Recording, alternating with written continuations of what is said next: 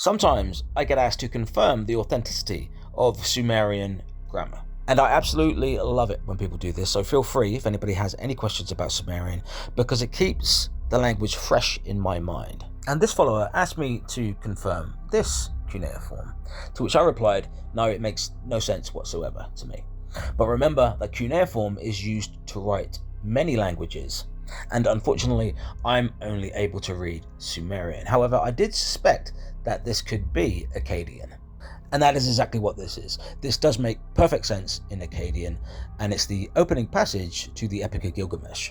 The Akkadian version, obviously. The Sumerian versions do not have this exact phrase, but that's fine, because I can translate this for you anyway.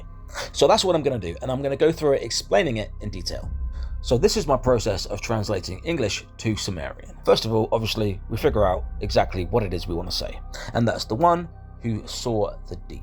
The next step, I convert the English to Sumerian grammatical rules, which is subject, object, verb, and I also include the cross-referencing to be clear.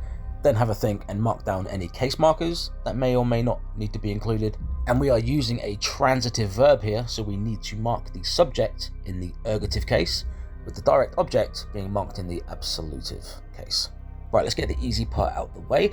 That's the subject on the object. The subject can be marked quite simply with lue, lu meaning the one who, and e is the ergative case marking the subject of the transitive verb. The deep, which is the direct object in this sentence, in this context is referring to the deep, underground cosmic waters, the abyss, really, and is expressed with the word engor and marked with the zeromorph.